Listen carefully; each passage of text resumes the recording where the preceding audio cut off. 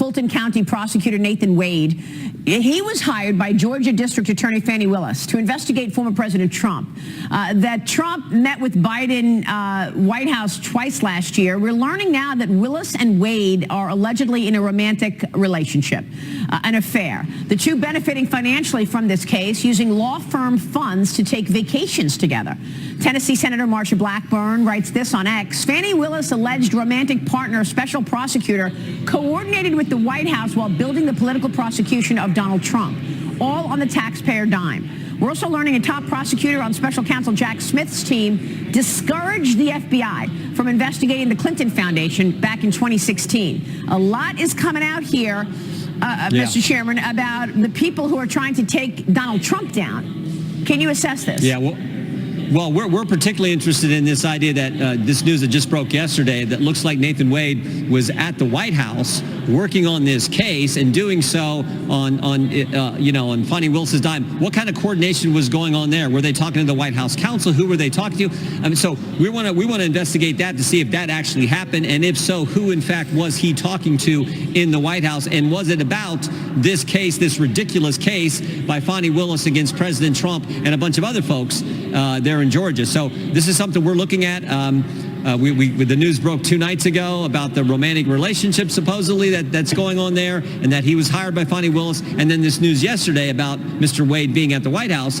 We want to check all that out, but we're looking at that, and our lawyers are on the committee are investigating. So what is your assessment of what's happening with Trump right now, Congressman? I mean, you've got all of these indictments. He's back and forth. They want him in court. Special counsel Jack Smith wants him on trial right before Super Tuesday as the former president waits for the Supreme Court to weigh in. Donald Trump came to this town and shook it up and did what he told the American people he was going to do, and this town doesn't like that. They don't like individuals who do what they say they're going to do, who get things done for the American people, and they've been out to get him even before he got here. They spied on his campaign. Then it was the Mueller investigation. Then it was the impeachment. Then they raid his home. Then they indict him in Manhattan with Alvin Bragg, and Fani Willis in Georgia, Jack Smith in Miami and D.C., and then, of course, it's the 14th Amendment nonsense that they're trying in Colorado and Maine. They will never stop, because this is one individual who actually comes to this town and fights for the country, fights for the American people. And that's what this town cannot, it's so against him. So they just continue to do this, but the country sees through it. And that's why he's over 50% in the Iowa caucus, and I think going to win big on Monday night. So a final question here. You've got a lot on your plate in terms of the judiciary business. You've got a potential impeachment of Alejandro Mayorkas, a potential impeachment of Joe Biden, certainly an inquiry underway, and of course all of these depositions. How does this play out?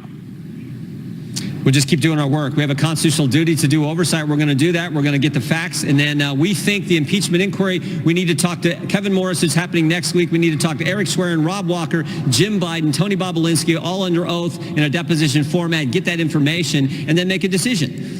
Do we file articles of impeachment against the President of the United States? I think right now the evidence is pretty darn compelling, but that'll be a decision we will make once we get all the evidence and do all the interviews. We think all that's going to take place in the next 4 or 5 weeks is our goal, to get these interviews done, these depositions done in January. A few may trickle into February, but once we get that done, then we make a decision, and then it'll be up to Speaker Johnson, Leader Scalise on when, if we move forward with actual articles, when that would take place. All right, Congressman, we'll be watching all of that. It's just extraordinary to me that we are not seeing all of these stories and this news on the mainstream media, given what you have exposed, all of these millions of dollars that Joe Biden and his family, as you say, have taken in. It's quite extraordinary.